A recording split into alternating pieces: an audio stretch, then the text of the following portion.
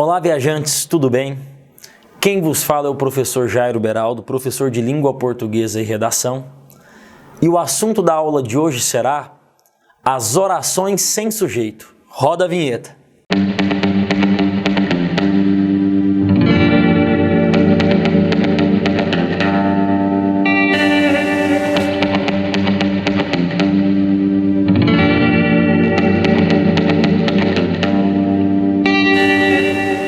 Nós falaremos sobre a utilização de alguns verbos que dão origem às chamadas orações sem sujeito ou sujeito inexistente.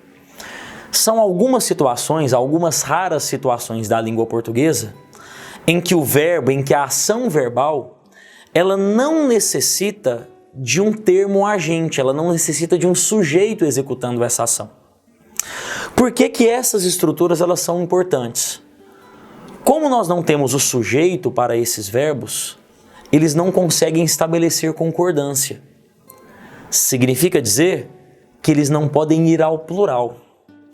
Provavelmente você, viajante, já teve em algum momento dúvidas em relação ao verbo haver, por exemplo. Havia problemas ou haviam problemas? Houve conflitos ou houveram conflitos? Sua dúvida será respondida hoje. Os verbos, como eu disse a vocês, que dão origem a essas orações sem sujeito, que dão origem ao sujeito inexistente, são chamados de verbos impessoais, ou seja, eles não possuem pessoa, eles não se flexionam, eles se mantêm sempre no singular. Memorize aqui comigo. Os verbos fazer e haver, indicando tempo passado, são verbos impessoais, eles não possuem sujeito. Logo, faz 10 anos que eu moro nesta cidade. Há 10 anos que eu moro nesta cidade. Havia 3 dias que eu não frequentava a aula. Fazia 3 dias que eu não frequentava a aula. Provavelmente você já percebeu na fala do dia a dia como são comuns desvios em relação a isso. O brasileiro muitas vezes fala, faziam 3 meses, haviam 3 meses.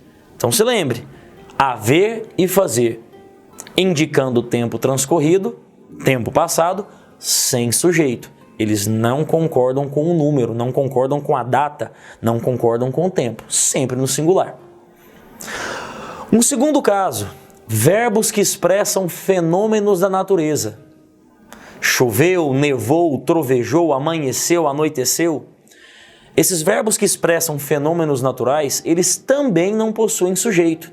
São ações que se manifestam por si só. Logo, não vão ao plural. E o último caso e mais importante, o verbo haver no sentido de existir, acontecer e ocorrer. Esse caso, viajantes, nos induz muito ao erro. É extremamente comum em nossas redações nos depararmos com desvios. Houveram fatores, haviam fatores.